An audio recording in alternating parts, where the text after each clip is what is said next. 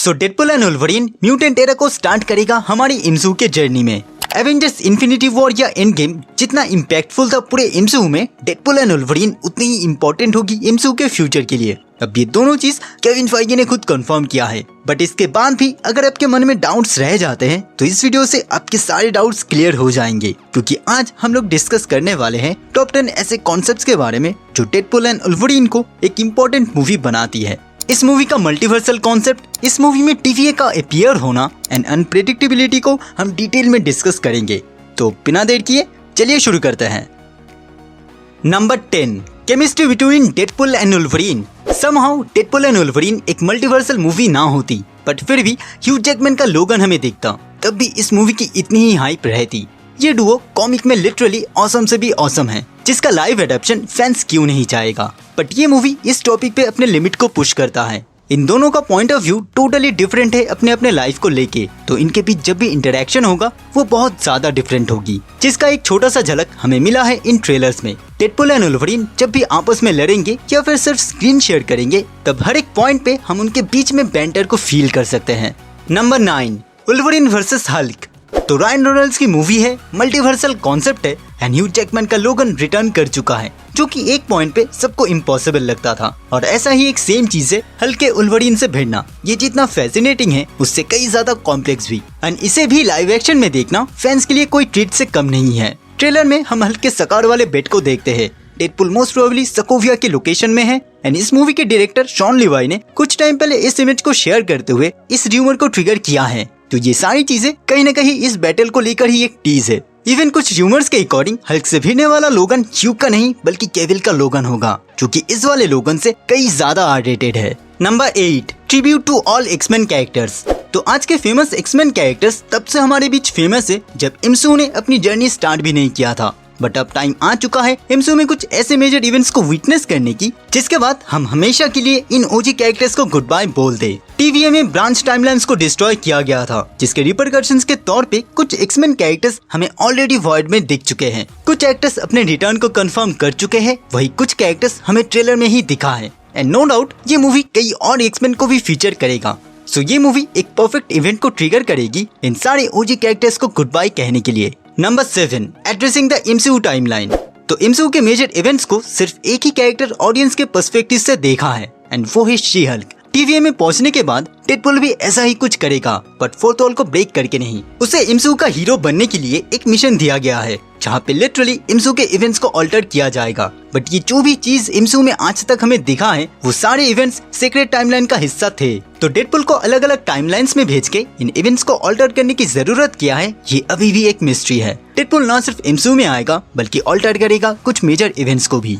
Number 6, the concept of TVA. तो TVA यानी time variance authority Loki season 1 and season 2 में हमें दिखा है, जिसके कुछ रूल्स, कुछ कैरेक्टर्स एंड इवन कुछ कॉन्सेप्ट्स को भी हम जानते हैं। बट मेरे ख्याल से ये मूवी टीवीए के उस साइड को एक्सप्लोर करेगा जो अभी तक हमें नहीं पता है। डेडपुल 2 के 6 साल बाद ये मूवी टेक प्लेस करती है। दैट मीन्स वेट के टाइम ट्रेवल के वजह से टीवीए उसके पास नहीं आया है। लोकी के गॉड ऑफ मल्टीवर्स बनने के बाद किसी भी चीज को प्रोन नहीं किया जाता, बट फाइनल ट्रेलर में हम चीजों को प्रोन होते हुए देखते हैं। लोकी सीजन 2 के एंडिंग में टीवीए जैसा था, ट्रेलर्स में हमने टीवीए को थोड़ा सा डिफरेंट देखा है। इवन यहाँ पे किसी वेरिएंट को टाइम कलर भी नहीं दिया जाता। सो ओवरऑल ये टीवीए एंड इस टीवीए का कॉन्सेप्ट टोटली डिफरेंट होगा हम सब के लिए।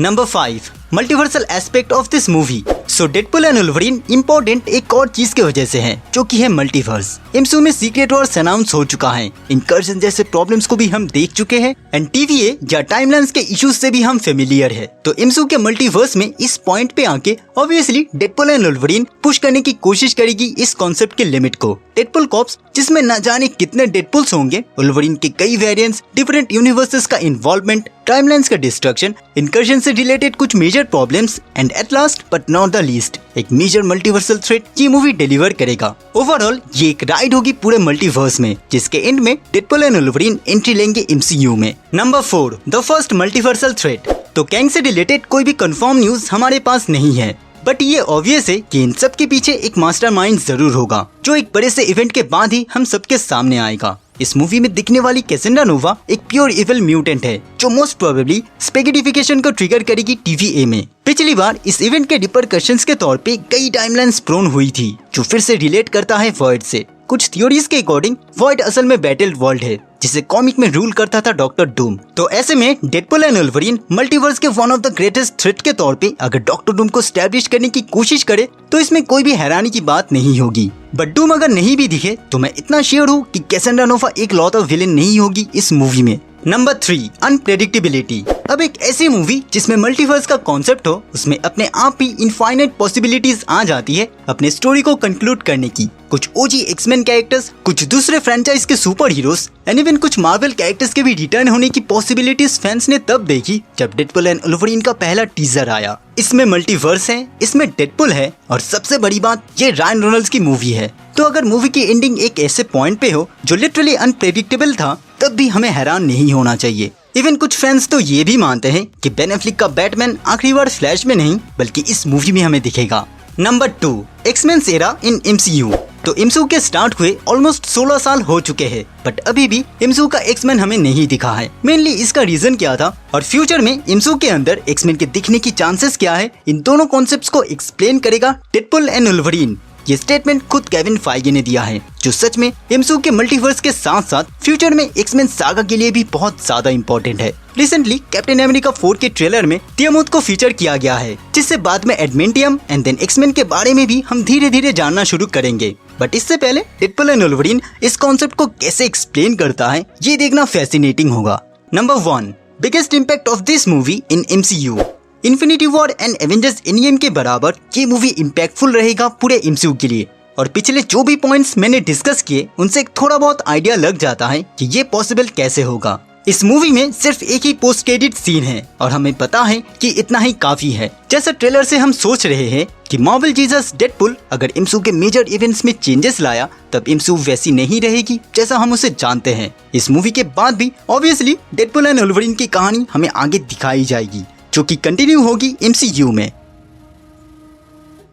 तो दोस्तों ये था वीडियो उन कॉन्सेप्ट्स के ऊपर जो डेडपुल एंड वुल्वरीन को एक इम्पोर्टेंट मूवी बनाता है। आपको ये वीडियो कैसा लगा नीचे कमेंट कीजिए। अगर वीडियो अच्छी लगी है तो प्लीज लाइक कीजिए एंड अगर चैनल पे नए हैं तो प्लीज सब्सक्राइब कीजिए। तो मिलते हैं अगले वीडियो में, तब तक के लिए गुड बाय।